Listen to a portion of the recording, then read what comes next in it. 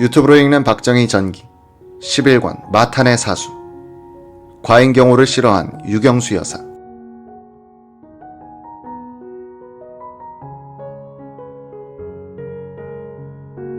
1974년 3월 1일 오전 박정희 대통령은 부인 유경수 여사와 함께 국립국장에서 열린 제55주년 3.1절 기념식에 참석했다.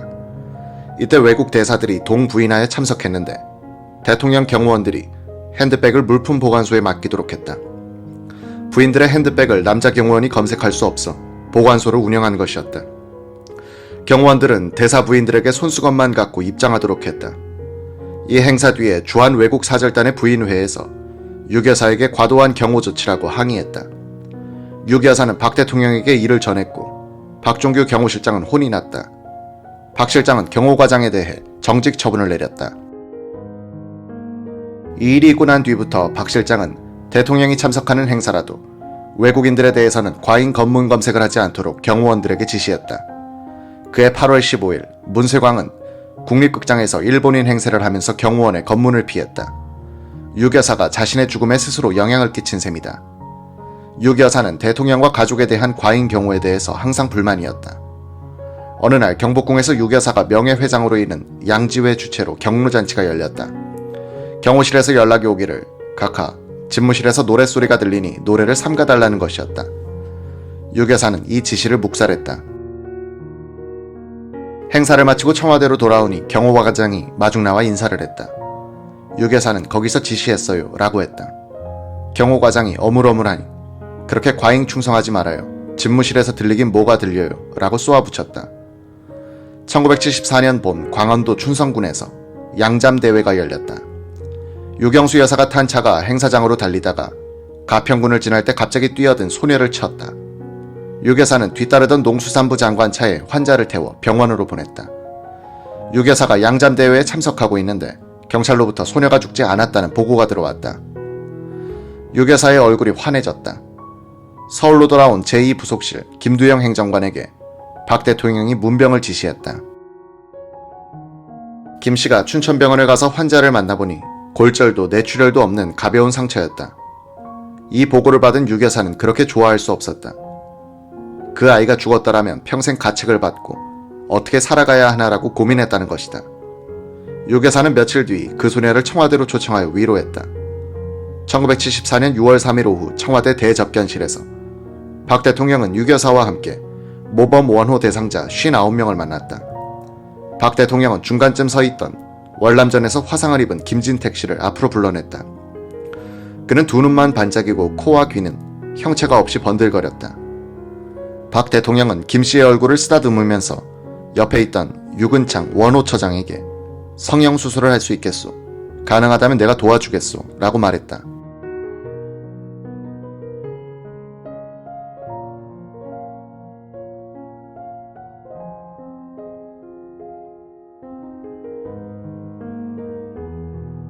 (6월 6일) 박 대통령은 유 여사, 근혜양, 지만군과 함께 춘천 소양댐을 구경 나갔다.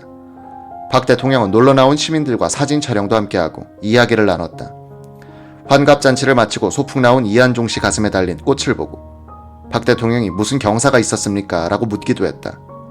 대통령은 환갑 노인 같지 않게 건강해 보이십니다. 라고 했고 유 여사는 축하합니다. 라면서 이 씨와 악수를 나누고 가족과 기념 촬영을 했다. 박 대통령은 이날 직접 카메라로 관광객들을 찍어주었다. 이즘 유경수 여사는 제2부속실로 올라오는 진정서를 처리하는데 신경을 많이 썼다. 사안에 따라 박 대통령에게 알려주기도 하고 부속실에서 상황 파악을 위한 조사도 했다. 충청도의 한 여성이 유 여사 앞으로 진정서를 올렸다. 요지는 시골에 와서 고시 공부하는 서울 학생을 모든 것을 바쳐 뒷바라지하고 사랑했는데 합격한 뒤에는 위자료를 줄 테니 관계를 청산하자고 한다는 것이었다. 유 여사는 이 편지를 박 대통령에게 전달했다. 박 대통령은 법무부 장관에게 조사를 시켰다. 진정서 내용이 사실이었다. 박 대통령은 국민의 권리를 보호해줘야 할 법관으로서는 곤란하지 않은가 라는 의견을 냈다. 이 사람은 법관 인용이 되지 않자 변호사로 개업했다. 12.6 사건 후 수십 명의 변호사들이 박 대통령 살해범 김재규의 변호를 자원했을 때 이 변호사 이름도 끼어 있었다고 한다. 유 여사가 피살되기 몇 달 전 중앙고등학교 1학년생인 아들 지만군이 상급생에게 얻어맞고 얼굴이 부어서 돌아온 적이 있었다. 저녁 무렵 제2부속실 김두영 행정관에게 유 여사가 인터폰으로 전화를 걸어왔다. 아까 지만이에게 왜 맞았느냐고 물었다면서요. 예. 그런 건 왜 물어요? 모르면 어때? 내가 가슴이 얼마나 아픈데. 학교에서 이를 알고 때린 학생을 정확시키려 한다는 이야기가 들려오자 유 여사가 나서서 제발 모른 척 해달라고 부탁했다. 이 무렵 박 대통령은 서울 음대에 재학 중이던 작은 딸 근리영이 강화도 전등사로 놀러가고 싶다고 해서 마이크로 버스를 내어주었다. 박 대통령이 그 버스에 타고 안내원 노릇을 했다. 박 대통령은 돌아와서 이렇게 말했다고 한다.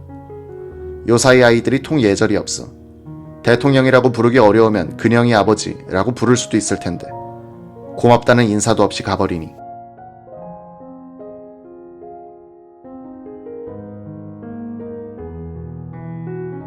(1974년) 박 대통령의 일정을 보면 유 여사 및 가족과 함께한 행사가 많았다. 6월 27일 오후 1시 20분 박 대통령은 울산 현대조선에서 만든 유조선 1, 2호 명명식에 참석하기 위하여 자동차 편으로 서울을 떠났다. 유 여사와 그네 양이 동행했다. 박근혜 씨는 수년 전 이런 회상을 한 적이 있다. 저는 부모님 사이에 앉았습니다. 두 분께서 차중에서 노래를 부르시기 시작했어요. 두만강 푸른 물에 황성예터, 짝사랑들을 함께 부르시는데 화음이 잘 맞았어요. 저는 가운데 앉아 있었으니 스테레오를 듣는 것 같았습니다. 박 대통령은 1964년에 금오사나 자리거라라는 유행가를 작사 작곡했다. 가수 박모 씨가 불러 레코드로도 나왔으나 당시 청와대 대변인 박상길 씨가 판매를 금지시켰다. 대통령의 채통에 맞지 않는다고. 금오사나 자리거라는 박 대통령이 5.16 직전에 써둔 비장한 시를 가사로 삼은 것이었다. 박 대통령은 달리는 차중에서 존 적이 없다고 한다. 도로 주변을 두리번거리든지 스케치를 하든지 생각을 하든지 했다.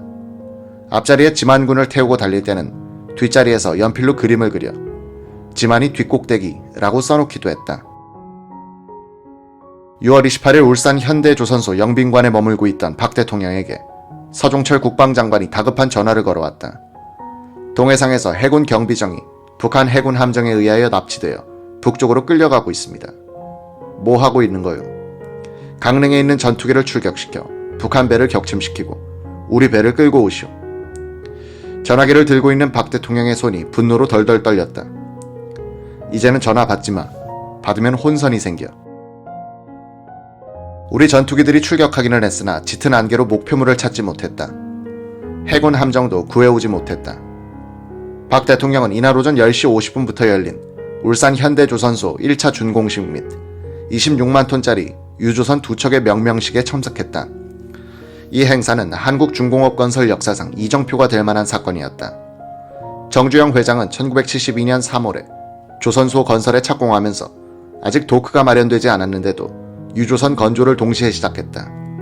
조선업의 상식은 도크를 만든 다음에 배 건조를 시작하는 것이었다. 그렇게 할 경우 도크 건설에 3년이 걸리고 배 만드는데 다시 2, 3년이 걸린다. 현대는 도크와 조선을 동시에 추진하여 시간을 단축한 것이다.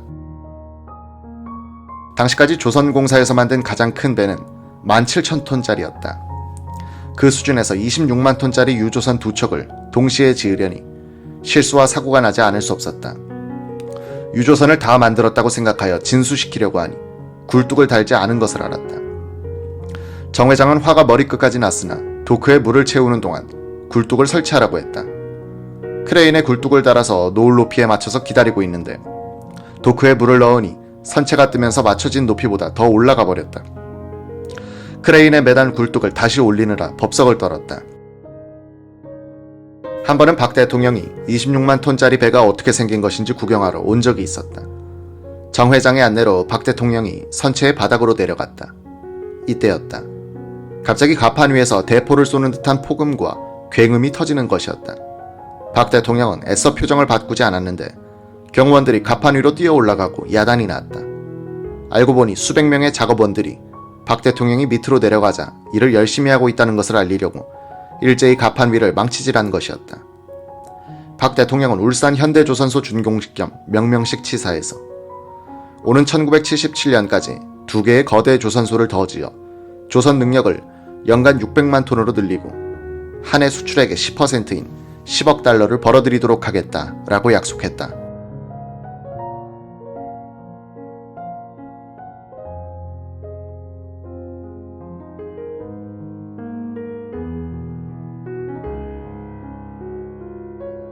박 대통령은 비전을 항상 수치로 예언하고 이를 초과 달성하는 사람이었다. 사물을 구체적으로 파악하고 처리하는 그는 과장과 말장난이 통하지 않는 사람이었다. 박 대통령은 100년 전 조국의 근대화를 시도했던 사람들이 기회를 놓쳤기 때문에 100년 뒤떨어진 근대화를 20년, 30년 만에 해치우기 위하여 정부와 국민이 불철주야 노력하지 않으면 안 된다고 역설했다. 박 대통령은 이날 오후 울산을 출발하여 오후 3시 40분에 포항 종합제철소에 도착했다. 박태준 사장이 대통령 가족을 영빈관 백록대로 안내했다. 뜰에 나선 박 대통령은 박 사장에게 날카롭게 물었다. 집이 왜 하필 흰색이야? 한라산 백록담에서 따온 이름입니다. 백록담의 백을 생각해서 희게 칠했습니다. 이 사람아, 미국의 백악관 냄새가 나잖아. 나는 싫어. 백악관이 뭐야? 박 사장은 머쓱했다. 다음날 박 대통령은 포항제철을 시찰한 뒤 무게를 만드는 안강의 풍산금속을 방문했다. 귀경길에 박 대통령 일행은 추풍령 휴게소에서 늦은 점심을 먹었다.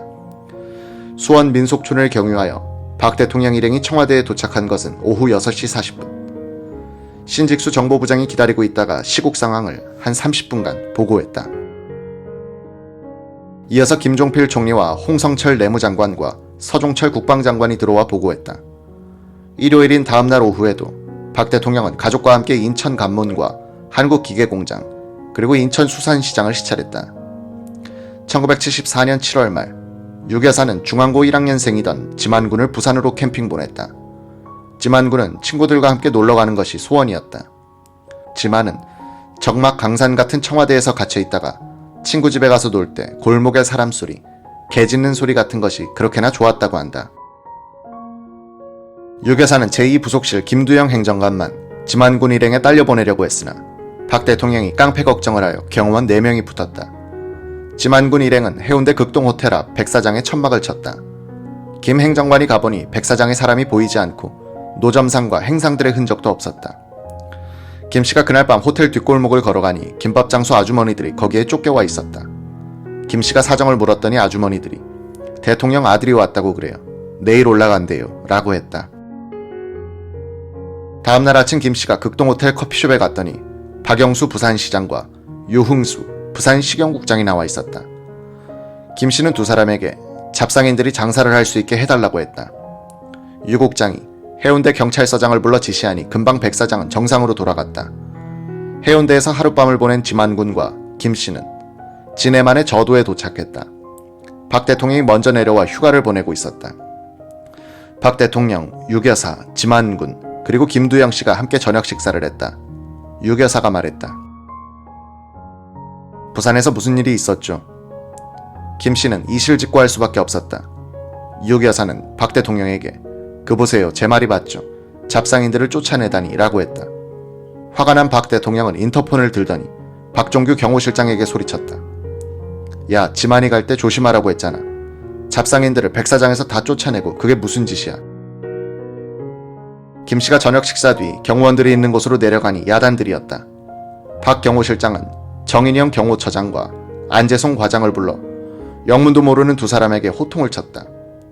박 실장은 지만군을 따라갔던 경호실 책임자를 직위 해제시키도록 지시했다. 다음날 박 대통령 가족 수행 경호관 이상열 씨가 김 씨에게 오더니 각하께서 낚시 가시는데 함께 가자고 하신다 라고 했다. 김 행정관은 나는 안 간다 라고 버텼다. 이 경호관이 이건 각하 명령이다 라고 했지만 김 씨는 끝내 가지 않았다. 자신을 밀고자로 만든 박 대통령이 원망스러웠다. 유 여사는 박 대통령에게 잘 이야기하여 직위 해제되기 직전에 경호계장을 구해주었다. 김두영 씨는 이렇게 썼다. 그해 8월 15일 광복절 기념식 직전에 박 경호실장은 부하들에게 해외 동포들도 많이 오니까 친절하게 경호에 임하라. 될 수 있는 대로 비노출로 활동하라 라고 당부했다. 지만군 피서소동으로 직위 해제되었다가 살아난 경호관도 그날 국립국장의 경호를 맡았다. 문세강은 바로 그 정문을 통과했다. 그 경호관 때문만은 아니지만 그가 직이 해제된 상태로 근무하지 않았더라면 어떻게 되었을까 생각해본다.